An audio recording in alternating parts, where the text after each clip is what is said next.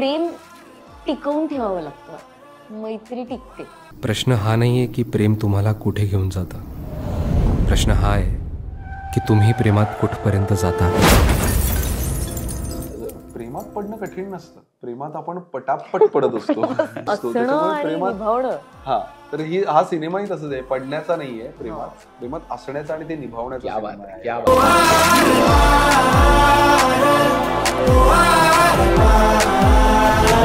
आज पुण्यात आहोत तर आम्ही नेक्स्ट डे क्लायमॅक्स कुठेतरी वेगळ्याच हायवेला शूट करायला गेलो. तिथून आम्ही महाबळेश्वरला गेलोय त्या एवढ्या एका शॉटसाठी, त्या एका सिक्वेन्ससाठी. तिथून आम्ही आलोय, नेक्स्ट डे आम्ही अलिबागला जाऊन ते बीचचं गाणं शूट केलंय. तिला सांग लावायची तितकी ताकद लाव, अमर सोडत नसतो तुला.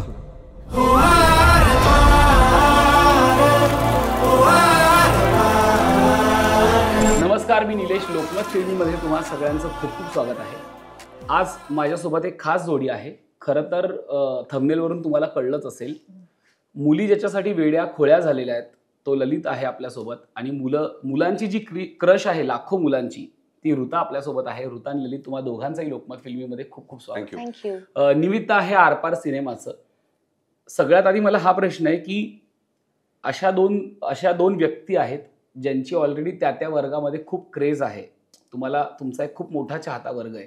अशा दोन व्यक्ती जेव्हा एकत्र येतात तेव्हा पहिली तुमची भेट आठवते का या सिनेमासाठीची? आम्ही रीडिंगसाठी भेटलो होतो डायरेक्टली, कारण सगळं लॉक झालं आणि मग गौरवने सांगितलं आणि आपण तुझ्या घरी भेटलो होतो रीडिंगसाठी. तर तीच भेट आहे. आणि तेव्हा ना काय झालं होतं की शूटिंग खूपच जवळ आलं होतं, म्हणजे अक्षरशः 5-6 दिवसांवर शूटिंग होतं.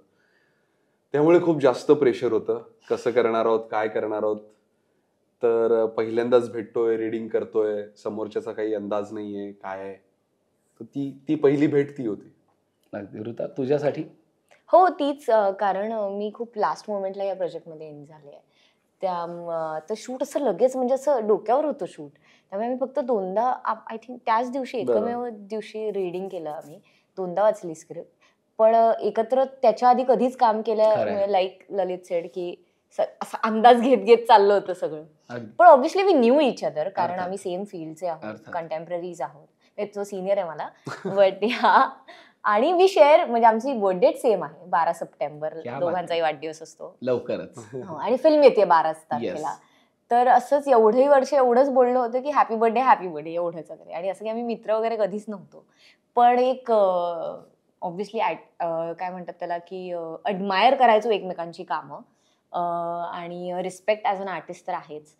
त्यामुळे हीच पहिली भेट आठवते. खरं. सिनेमाचा ट्रेलर खूप सुंदर झालेला आहे, तो खूप चर्चेत आहे, खूप अप्रतिम कमेंट येत आहेत. पण मला असं विचारायचं आहे की लव्ह स्टोरी आहे खूप सुंदर, आणि त्याच्यात काही वाक्य अशी आहेत की जी मनाला भेटणारी आहेत. पण या सिनेमाचं आरपार हे नाव काय सांगतंय, किंवा काय म्हणतात त्याला, काय खूण द्यायची त्यातनं, की काय आहे हे आरपार? सगळ्या टीमने या नावासाठी खूप मेहनत घेतली आहे. आम्ही खूप वेळ विचार करतो की काय असलं पाहिजे या अशा लव्ह स्टोरीचं नाव. कारण ती असं नाव पाहिजे होतं की जे त्या लव्ह स्टोरीला एक्सप्लेन पण करेल, आपल्याला काय पद्धतीचा सिनेमा आहे हे त्या नावातनं कळेल. तर जे आरपार मध्ये आहे ना, एक फोर्स आहे, एक धार आहे, एक कसलं तरी भेसळ नाहीये त्याच्यामध्ये, काहीतरी मिळमिळीतपणा नाहीये. तर तेच या लव्ह स्टोरीमध्ये पण आहे. सो तसा शब्द आम्ही काहीतरी शोधत होतो की जे तुमच्या हृदयाच्या आरपार जाऊ शकतं, जे तुमच्या किंवा माणूस आपण म्हणतो की तो आरपार खरा आहे किंवा काय असं आपण जेव्हा म्हणतो, किंवा ते प्रेमातली भावना ती जी आहे ती आरपार आहे, ती अदली मधली नाही. असा तो शब्द मग आम्हाला सापडला आणि मग आम्ही म्हटलं की नाही, हेच नाव असलं पाहिजे, असं दुसरं नाव असू शकत. खरंय. सिनेमात काय म्हणतात की सिनेमाच्या मध्यवर्ती प्रेम आहे, प्रेमाभोवती सगळा सिनेमा फिरतोय. तुमच्या दोघांच्याही लेखी प्रेमाची व्याख्या काय, किंवा प्रेम म्हणजे ललितसाठी काय किंवा वृतासाठी काय? माझ्यासाठी आता तरी मला ज्या प्रोसेसमधून गेल्यानंतर हे वाटतं की आरपार प्रेमात आदलमधलं काही नसतं, लॉजिक काही नसतं. तर जेव्हा तुमची तयारी असते की तुम्ही तेवढ्या टोकाला जाऊ शकतात, किती एक्स्ट्रीम जाऊ शकतात त्या प्रेमासाठी तुम्ही, ते आहे हे की ते तुम्हाला माहित नाहीये त्या ठिकाणी तुम्ही जाऊ शकताय का.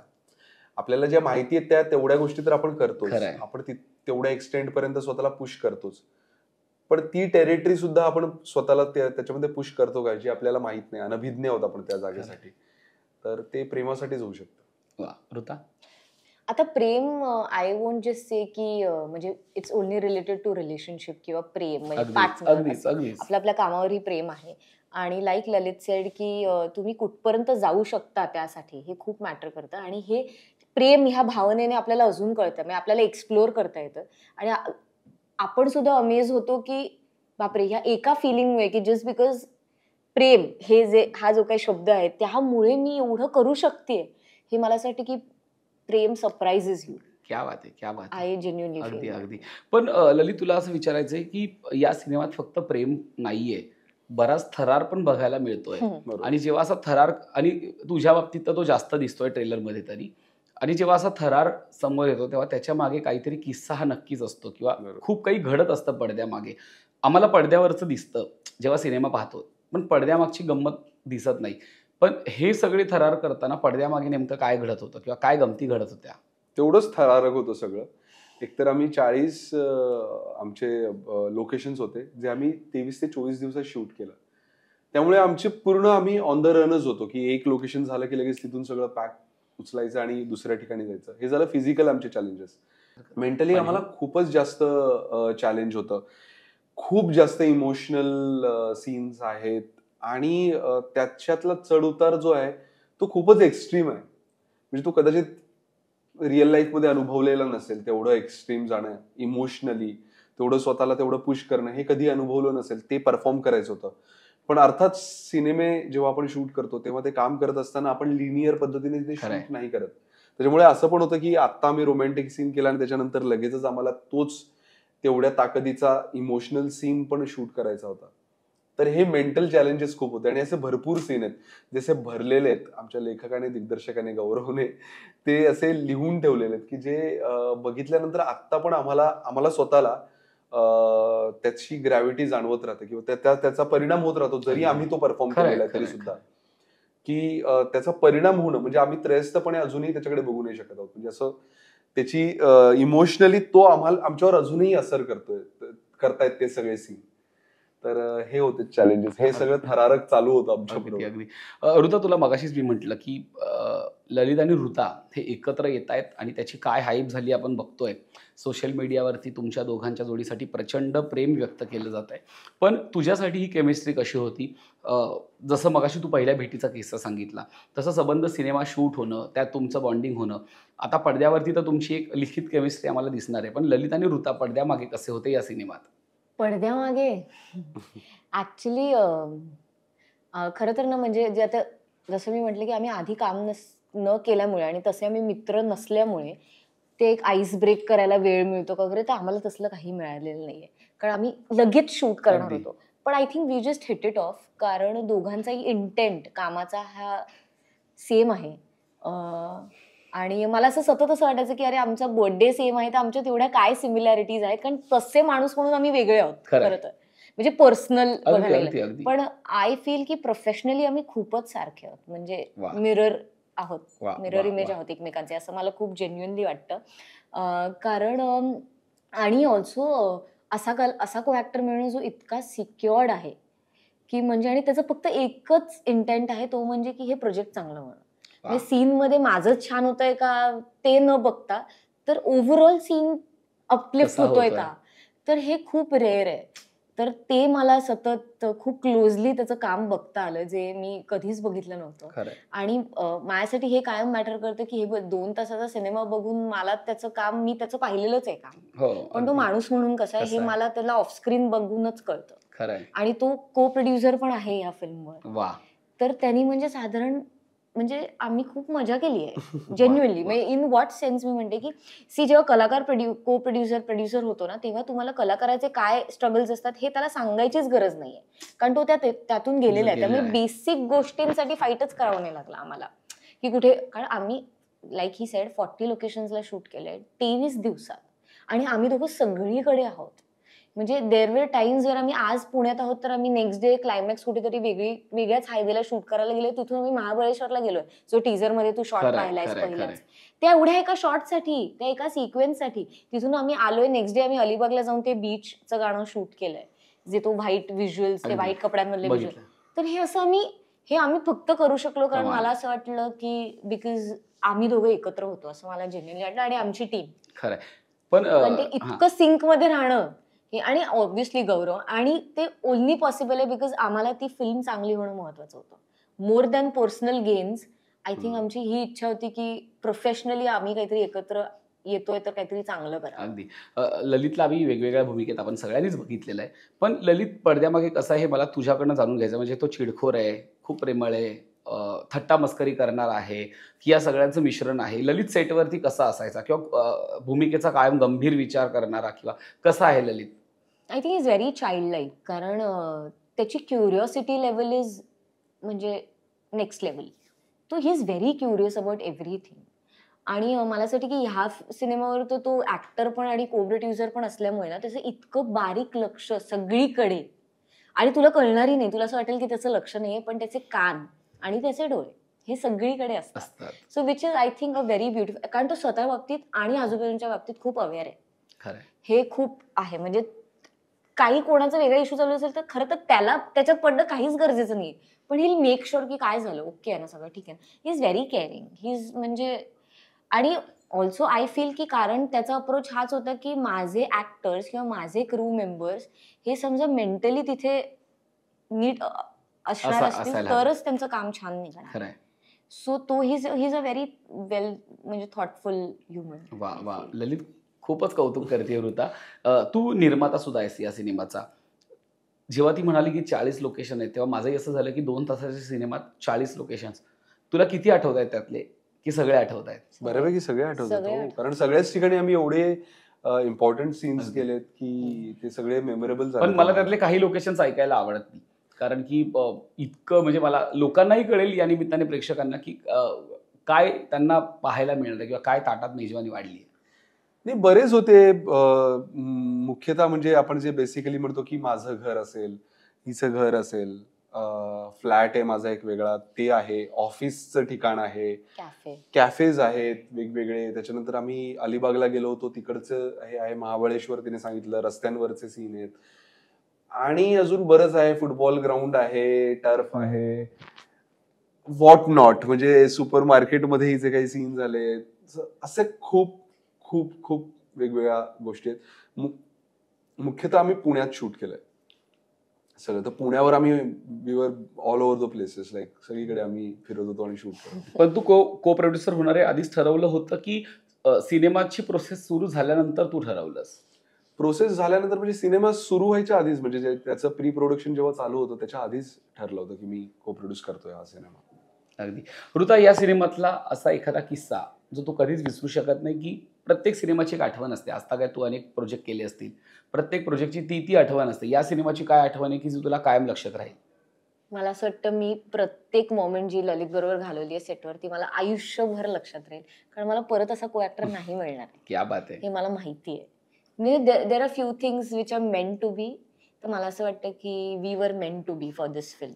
हे जेन्युइनली मला वाटतंय, आणि आमची फिल्म येते म्हणून मी नाही म्हणत आहे.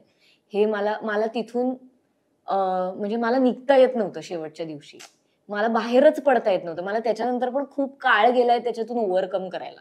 म्हणजे ऍक्च्युली ब्रेकअप नंतर जे फिलिंग येतं ते मला साधारण मी गौरव आणि ललितला त्याच्यानंतर मी असं रॅन्डम मला एका वेळेला मी थांबवलं ते मेसेजेस आणि कॉल करणं की ऐका मला जरा त्रास होतोय काय कसं. नो, बिकॉज इतकी चांगली टीम मिळणं हे खूप रेअर आहे, हे खूपच रेअर आहे. म्हणजे त्यामुळे मला प्रत्येक दिवस खूप नीट लक्षात आहे. म्हणजे मी कधीच नाही, आता 9 महिने झाले आम्हाला शूट करून. मी लास्ट नोव्हेंबर डिसेंबर मध्ये शूट केलंय. Because there are things where also ना, मे बी हे याचं कारण एक असं ह्याचंही असू शकतं, कारण ना आम्ही दोघं एकमेकांना ऍज अ माणूस ओळखत नव्हतो आधी. मी असं म्हणणार नाही की आम्ही काही एकमेकांना पूर्णच ओळखायला लागलो, असं नाही. आम्ही काय जे काही 9 महिने ओळखतो तेवढंच. पण तुम्ही एकमेकांना जे कळत जाता ना त्यासाठी ते खूप ऑर्गॅनिकली झालंय. आम्ही काही एफर्ट्स नाही घेतले. करेक्ट आहे. त्यामुळे ते कामातून झालंय ना, त्यामुळे ते जास्त स्पेशल आहे मला असं वाटतं. म्हणजे गौरव बरोबर पण आम्ही दोघांनी पहिल्यांदाच काम केलंय. तर ते तिघांचे सिनर्जीज एवढे सिंक मध्ये होते ना, कारण आम्ही खूपच एकत्र होतो. खरंय. तर ते मी कधीच नाही विसरणार, कधीच नाही. ललित, आपण प्रेमाविषयी बोलतोय. हल्ली प्रेमाचं म्हणजे प्रपोज करण्याचं किंवा प्रेम व्यक्त करण्याचं एक नवीन ठिकाण निर्माण झालंय किंवा गेल्या काही वर्षात निर्माण झालंय, ते म्हणजे इन्स्टाचं DM. तू बघतोस का ते, आणि किती मुली तुला दिवसभरात विचारत असतात? हे मला ह्याची काही मोजदाद आहे का? मोजदाद नाहीये, मला मेसेजेस खूप येत असतात आणि मी खूपच ग्रेटफुल आहे या गोष्टीसाठी. कारण मला वाटतं की आपण आपल्या दिवसातनं असा एक वेळ काढून कोणाला तरी काहीतरी मेसेज करणं आणि ते पोहोचवणं आपल्याला जे वाटतंय ते, याच्यासाठी काही ना काहीतरी एफर्ट्स लागतात. खरंय. आणि तुम्हाला वाटतंय तुम्ही ते एफर्ट्स घेऊन एक्झिक्यूट करताय, याच्यासाठी आय एम रिअली ग्रेटफुल. त्यांचं प्रेम ते व्यक्त करत असतात सारखं. दरवेळेला मला सगळ्यांना रिप्लाय करणं जमत नाही, अर्थातच सगळे मेसेजेस बघितले जात नाही. पण हेच आहे की मला वाटतं की कामावरचं प्रेम ते ज्या पद्धतीने व्यक्त करत राहतात, त्यांचं नवीन काम आल्यानंतरचंही प्रेम ते व्यक्त करत असतात, त्यांची उत्सुकता, आपण काहीतरी एखादी पोस्ट केली तर त्याच्याबद्दलचं त्यांचं म्हणणं, तर हे होत राहणं हे खूप चांगली गोष्ट आहे. हे टिकवणं आमच्या हातात आहे. त्याच्यासाठी जी काही मेहनत लागेल ती घ्यायची माझी तयारी आणि तोच माझा प्रयत्न चालू असतो. अगदी. पण आम्हाला ललितची गोष्ट किंवा ललितचं आरपार प्रेम कधी बघायला मिळणार आहे? माझं जे आरपार प्रेम आहे ते तुम्हाला कामातनच बघायला मिळेल. मला असं वाटतं की दरवेळेला मी कुठलंही काम करत असताना मी त्याच आरपार प्रेमाने ते काम करत असतो. तर तुम्ही त्यामुळे कदाचित तुम्हाला आतापर्यंतची जी काही कामं असतील, जर तुम्हाला आवडली असतील, तर त्याच्या पाठीमागे एकमेव कारण तेच आहे, माझं आरपार प्रेम कामाबद्दल. अगदी. ऋता, हा सिनेमा प्रतीकला दाखवलायस का? हो, पाहिला त्यांनी. येस. काय प्रतिक्रिया होती? आवडला त्याला. आणि लकीली तो याच फील्ड मधून असल्यामुळे अर्थात. आणि तो माझा नंबर 1 फॅन जरी असला तरी तो माझा 1 नंबर क्रिटिक पण आहे. त्यामुळे तो उगाच प्लीज करायला गोष्टी बोलत नाही. त्याला खूप आवडला सिनेमा, खूप आवडला आणि त्याला आमच्या दोघांची केमिस्ट्री खूप आवडली. खरंय. त्याला ललितचं काम खूप खूप आवडलं आणि तो म्हणाला तुम्ही दोघं इतके सुंदर दिसताय एकत्र. आणि मला असं वाटतं असा पार्टनर मिळणं हे फारच म्हणजे जिथे सगळीकडे आता आमच्या केमिस्ट्रीची चर्चा चालू आहे आणि तो इतका सेम आणि सगळंच आता ऑब्व्हियसली तो डिरेक्टर असल्यामुळे ह्याच फील्डमध्ये असल्यामुळे ही नोज, बट तरी मला असं वाटतं की ते जे अनसेड अंडरस्टँडिंग आहे ते खूप अमेझिंग आहे. अगदी, अगदी. आता येईलच आणि स्क्रीन आणि यालाच जोडून तुला विचारायचं की जसं आपण म्हटलं की नातं आरपार असायला हवं, प्रेम आरपार असायला हवं, ते जेव्हा आरपार असायला हवं तेव्हा त्याच्यात पारदर्शकता सुद्धा खूप महत्वाची असते. ऋता आणि प्रतीकचं नातं कसं आहे? मला असं वाटतं आम्ही खूप चांगले मित्र आहोत, more than lovers I feel. आणि कारण आय डोंट नो, म्हणजे मला असं वाटतं की प्रेम टिकवून ठेवावं लागतं, मैत्री टिकते असं मला जेन्युइनली वाटतं. म्हणजे एफर्ट्स दोन्हीकडे आहेत, पण तुम्ही मित्र असाल ना जास्त तर जास्त खूप इझी होऊन जातं आय फील. आणि दोघांची इंडिव्हिज्युअल लाईफ ना ही त्या जागी असल्यामुळे ना we really look forward to meeting each other, we really look forward to our trips. कारण ते एकमेव ते व्हॉट यू से ते दिवस असतात जेव्हा आम्ही 24 तास एकत्र असतो. अदरवाईज तोही ह्या फील्डमध्ये असल्यामुळे तो 12 तास शूट करतो. मीही कधी आउटडोअरला असेल तर मग आम्ही परत 30-35 दिवस मी नसते. त्यामुळे वी रिअली लुक फॉर, आणि आम्हाला हे असंच हवंय. आम्हाला 24 तास एकत्र राहायचंच नाहीये आम्हाला हे, बिकॉज नाही तर ते लॉंगिंग कसं राहणार. ऑल्सो बिकॉज आता सोशल मीडियामुळे असो किंवा बाकीच्या, तुम्ही ह्या फील्डमध्ये आहात म्हटल्यावर तुम्ही रोज नवीन व्यक्तींना भेटता, त्यामुळे आता ऑप्शन्स तर खूप जास्त आहेत. त्यामुळे आय थिंक माझं आणि हे असं की we are each others choice, तर ते I feel is more than that की वी आर फ्रेंड्स. त्यामुळे ते सोपं असं वाटतं 2 रूममेट्स एकत्र राहतात. तो I think that makes it easier. क्या बात आहे, क्या बात आहे. ललित, तू कल्याणचा आहेस, बिर्ला कॉलेजचा. एकांकिकेच्या आठवणी तुला काही आहेत का? किंवा तो जो प्रवास असतो तो फार महत्वाचा, म्हणजे ऋताई त्याच्याविषयी बोलेल कारण की ती रुईयाची आहे. खूपच चांगला प्रवास. मी योग्य वेळी योग्य ठिकाणी होतो याचा मला आनंद आहे. मी जेव्हा कॉलेजमध्ये गेलो तेव्हा पहिला दिवस मला आठवतोय की मी पहिल्या दिवशी आर्ट सर्कल कुठे आहे आणि ती मुलं कुठे आहेत जे इथे नाटक किंवा एकांकिका करतात ते मी शोधून काढलं आणि मी पहिल्याच दिवशी त्यांना जाऊन भेटलो. पहिलाच दिवस माझा कॉलेजमधला. मी म्हटलं मला तुमच्याबरोबर काम करायचंय आणि ते पण खूपच वेलकमिंग होते आणि त्यांनी त्यांच्या ग्रुपमध्ये मला घेतलं. आणि तर ती ही सगळी जी सिनियर मंडळी होती आमची, किरण नावाचा आमचा सिनियर होता, तो तिथे एकांकिका बसवायचा. तो एका संस्थेत जात होता. ती संस्था म्हणजे मितीचार कल्याण, आणि तिथे रवींद्र लाखे सर सगळ्या एकांकिक म्हणजे तिथे ते ही संस्था चालवत होते. त्यांच्या मार्फत मी त्या संस्थेत गेलो आणि मग कॉलेजचं एकांकिका आणि हे खूपच कमी झालं. त्याच्यामुळे मी डिरेक्टली संस्थेतच गेलो आणि मग संस्थे थ्रू आम्ही जी काही नाटक आणि याच्यावर आम्ही काम करायला लागलो. तर कॉलेजकडनं तशा एकांकिका आम्ही खूप कमी केल्या. कॉलेजमधलं जे एकांकिकेचं होतं ना त्याच्यात मी फार नाही रमलो, पण आम्ही संस्थेमध्ये खूपच जोमाने काम करायला लागलो. खरंय. ऋता, कारण की तुझाही प्रवास सगळ्यांनीच बघितलाय तो. ऍक्च्युली मी खरं तर म्हणजे रुयाची असून खोटं वाटेल पण मी केलं नाहीये स्टेज. हम्म. दादा एक गुड न्यूज आहे माझं पहिलं पहिलं स्टेज. stage. माझी 17व्या वर्षी मालिकाच सुरू झाली त्यामुळे मी सेकंड इयरला होते. म्हणजे सेकंड इयरला जस्ट ऍडमिशन घेतलं होतं मास मीडियाच्या आणि त्यामुळे तसं मी थिएटर इतकं केलं नाहीये. दादाच जे काही केलं ते पहिलं. पण दादामुळे म्हणजे मला असं वाटतं की टेलिव्हिजन पहिल्यापासून टेलिव्हिजन करत असल्यामुळे ना ते एक मुलगी बरी दिसते, हा ठीक आहे टेलिव्हिजन हिरोईन आहे हे सगळे, पण एक जे ओके ही बरं कामही करू शकते किंवा करू शकेल हे मला आय थिंक दादामुळेच मिळालंय. कारण दादाच्या 100व्या शोला रवी सर आले होते आणि Ravi sir called me for Ananya's audition. So त्यामुळे I owe it to Advait. कारण मी अद्वैतला असं सतत विचारते की तुला असं का वाटलं की मी हे करू शकेन किंवा तर तो म्हणाला की फुलपाखरूचा एपिसोड बघून. म्हटलं तुला एपिसोड बघून कसं काय वाटलं कास्टिंग करायचं. But I am so glad कारण I got the best director. कारण अद्वैत बरोबर काम करून म्हणजे मला असं वाटतं त्यांनी मला खरंच प्रॉपर घडवलंय म्हणजे स्टेजवर कसं काय. आणि इव्हन उमेश दादा, ऋषी, आरती, त्याच्यानंतर आशू, म्हणजे मला खूपच माझं पहिलं स्टेज होतं आणि मला म्हणजे पहिलं काम करताना ना तुम्हाला काही बॅगेज नसतं. सी तुमचा डेब्यू आहे म्हणजे मी दुर्वाच्या बाबतीत बोलते की त्यामुळे you have nothing to lose. पण जेव्हा तुमची कामं वाढत जातात तेव्हा तुमचं ते बॅगेज वाढतं की ओ शिट म्हणजे आता प्रत्येक वेळी प्रूव्ह करायचं. तर हे at the age of 20-21 it's too much to take. कारण तशी मी फार शेल्फमध्ये राहणारी होते त्यामुळे ते की बापरे आता सगळे आपल्याकडेच बघतायत ही फिलिंगच जरा स्केरी आहे. आणि ते थोडं होतंच लोकांचं की आता बघूया टेलिव्हिजनवर आली तर काय करते स्टेजवर वगैरे असं ते थोडं आहेच थोडं. पण माझ्या टीमने मला कधीच प्रेशर नाही दिलं फॉर दॅट. म्हणजे इव्हन प्रिया, कल्याणी म्हणजे दे वर सो गुड. म्हणजे त्यांच्यामुळे आणि मला मजा पण आली म्हणून ते करायला. आणि मला असं वाटतं त्याच्यामुळे ही जास्त ओळख मला मिळाली की ओके ही बरं कामही करू शकते डिरेक्टर चांगला मिळाला तर. आणि कसं आणि मंदार सर होते फुलपाखरूला एनिवे ते ग्रूमिंग चालूच होतं. खरंय. पण तुम्ही सध्या दोघेही थिएटरही करताय. नाही सर तुम्हाला थिएटरचं माहिती म्हणजे थिएटर मधली काय गणित आहेत प्रेक्षक येणं वगैरे. पण काही नाटकं खूप जोरदार चालत आहेत सध्या आणि काही नाटकं अजिबातच चालत नाही की त्याला रिस्पॉन्स फारच कमी आहे. तुम्ही दोघांनी आपापल्या नजरेने जर सध्याचं बघितलं वातावरण तर काय वाटतं की आपण काय विषय मांडले पाहिजेत तर तरुण मुलं नाटकाकडे येतील किंवा एक नाटकाला समृद्ध ऑडियन्स मिळेल. तो आजही आहे पण तो ठराविक नाटकांना आहे. विषयांची काही कमतरता नाहीये. मला वाटतं की असं काहीच नाही की हा विषय मांडला तर लोक येतील, हा विषय मांडला तर लोकांना तो आवडेल किंवा नाही आवडेल. हे खूपच रिलेटिव्ह आहे. ते काही असं ऍब्सोल्यूट गोष्ट नाही की हे केलं तरच तसं होईल. आपण कशा पद्धतीने ते मांडतोय ते महत्वाचं आहे. तर ती पद्धत आपण बदलली पाहिजे का याच्यावर विचार केला पाहिजे की आपण किती दिवस अजून दिवाणखान्यातलीच नाटकं करणार आहोत. तर त्याच्यामध्ये पुढे जाऊन आपण अजून काही वेगळं करू शकतोय का, आपण काही प्रयोग करतोय का.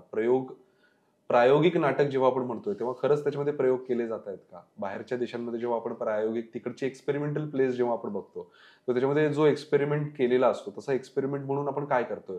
मग तो विषयाचा एक्सपेरिमेंट तरी आहे का, एक्झिक्युशनचा आहे का, दृश्य स्वरूपात आहे, साऊंडच्या स्वरूपात आहे, काय आहे. तर ते एक्सप्लोर करणं गरजेचं आहे. ऋता तुला काय वाटतं. हे खूप सब्जेक्टिव्ह आहे आय फील. कारण प्रत्येक प्रोजेक्टचं त्याचं नशीबही असतं. त्यामुळे एक्सपेरिमेंट तर डेफिनेटली झालंच पाहिजे. आणि मला फक्त हे जेन्युइनली वाटतं की आत्ता मला एका पद्धतीचं नाटक करावंसं वाटतंय ना तर मग मी ते नाटक उभं करेन. असं आय कांट बी सेईंग की तुम्ही हे करू नका तुम्ही ते करू नका. बिकॉज यू नेव्हर नो की त्यातलं कोणाला काय आवडेल आणि काय. आणि त्या टीमची काय सेन्सिबिलिटीने ते ठरवून ते तसं करतायत तर ते आय कांट जज इट. आय फील मला असं वाटतं की मी एका पद्धतीने केलं पाहिजे तर मी ते नाटक उभं करेन. एवढंच मी म्हणू शकते. तुम्हा दोघांचंही खूप कौतुक होतंय जसं मी मगाशी म्हटलं. कारण की जोडी छान जमून आली की कौतुक होतं. पण पुढे असे अनेक सिनेमे येतील प्रेमावरती आधारित. ललित तुला कुठल्या को ऍक्ट्रेस सोबत काम करायला आवडेल आणि तुला कुठल्या को ऍक्टर सोबत काम करायला आवडेल केमिस्ट्रीमध्ये. ललित. वा म्हणजे आत्ताच ठरवून टाकलंय की हो आमचं ठरलंय. कारण परत तेच आहे की असं जुळून येणं खूप रेअर आहे. आणि तिच्याबरोबर काम करत असताना तो खूपच चांगला अनुभव होता हा काम करायचा.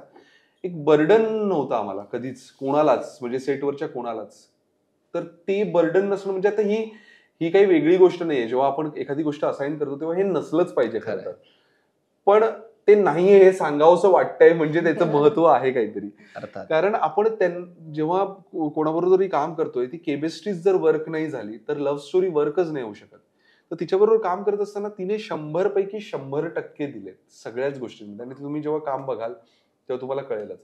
मला अजूनही आठवतं की आमचा एक महत्वाचा सीन होता, आम्ही दुसऱ्याच दिवशी तो शूट केला. अक्षरशः दुसऱ्या दिवशी आमचा पहिलाच सीन एकत्र, की ज्याच्यामध्ये खूप मोठा सीन आहे आणि मी खूप बोलतो तिला, खूप बोलतो आणि तो वन शॉट होता सीन आणि मी खूप बोलतो तिला. तर मला असं वाटतं की ते बोलणं सोपं आहे, पण त्यावेळेस ती फक्त उभं राहून ते ऐकत होती. ती ज्या पद्धतीने ते ऐकत होती त्याच्यामुळे मी ते बोलू शकलो असं मला वाटतं अजूनही. तर ते ऐकणं खूप कठीण आहे. तुम्ही त्यावेळेला कसं ते ऐकताय ते खूप महत्वाचं आहे. बोलण्याचं काम ते काय लेखकांनी डायलॉग्स दिलेले ते चमकदार असतातच. तर तेव्हा तुम्ही त्या एनर्जीने त्या ह्याच्याने जर तुम्ही ते परफॉर्म केले तर ते एका पद्धतीने विशिष्ट पद्धतीने ते दिसतीलच आणि ते अप्रिशिएट केले जातीलच. पण अशा बऱ्याच मुवमेंट्स आहेत, अशा भरपूर बारीक बारीक साऱ्या मुवमेंट्स आहेत की ज्याच्यामुळे ते सगळे एन्हान्स होत गेलेत गोष्टी. तर तुम्ही डोळे झाकून कोणावर तरी सपोर्ट किंवा विश्वास टाकू शकता, असा तुम्हाला को ऍक्टर सापडणं खूप रेअर आहे. तर मला वाटतं की ऋता इज दॅट. ऋता? हो, मला असं वाटतं प्रत्येक प्रोजेक्टमध्ये ॲज अन ॲक्टर तुम्हाला म्हणजे माझ्या डोक्यात तरी हे असतं की मी लास्ट प्रोजेक्टपेक्षा काय बेटर देऊ शकतो किंवा माझी ग्रोथ होतीये का. आणि हे सगळं खूप म्हणजे actor job is a very dependable job. म्हणजे मी एकटं माझं काम करून निघाले असं होऊ नाही शकणार, म्हणजे नाहीच. It's a collaboration. आणि अशा वेळेस तुम्हाला ललितसारखा को ॲक्टर मिळतो ज्यांनी फक्त तो व्हॅल्यू ॲड करतोय तुमचं. म्हणजे तुम्ही परफॉर्म करताना पण तो तुम्हाला तुमच्यासाठी ज्या बेटर गोष्टी आहेत त्याच सांगतोय, जे खरं तर म्हणजे डिरेक्टरने मला सांगितलं झालं तिथे संपतं, पण he is putting his efforts. हा न विचार करता की अरे ठीक आहे ना थोडं कमी केलं तर काय, हे which is I think the rarest thing to be in an actor. मला त्याच्यावरच काम करायचं, कारण नाही माझं ठरलंच आहे. आणि एनिवे पण मला असं वाटतं या ठरण्यावरतीच मला असं वाटतं की हे आरपार 2ची नांदी आहे का, की दुसऱ्या भागाची नांदी आहे की काय, असंही वाटतं कदाचित. नाही पण पण असू शकेलही, कदाचित झालं पण आहे कदाचित बोलणं, पण बघूया म्हणजे. वा. आणि जसं घडो आणि तो सिनेमाही प्रेक्षकांना खूप आवडो. जाता जाता एक दोघांनाही शेवटचा प्रश्न, पहिल्यांदा कितवीत असताना प्रेमात पडला होता ते आठवतंय का? पहिलं प्रेम आठवतंय का?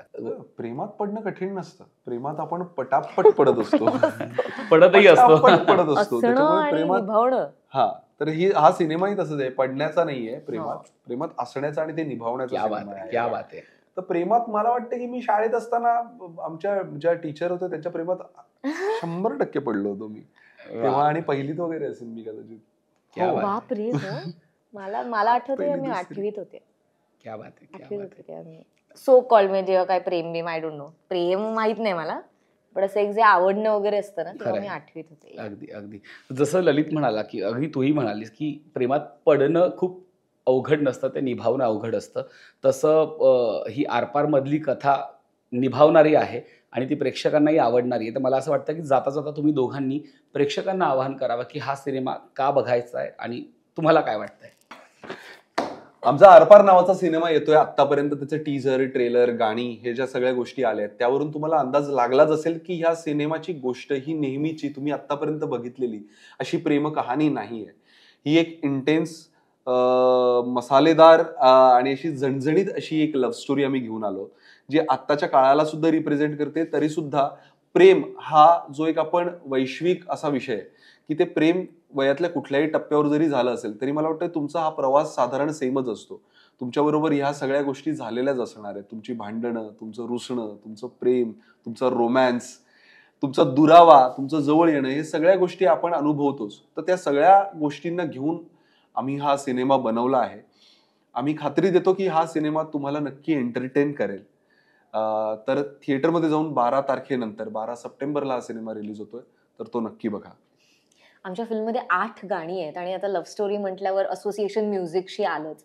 गुलराज सिंग हे आमचे म्युझिक डिरेक्टर आहेत आणि त्यांनी आउटस्टँडिंग काम केलंय.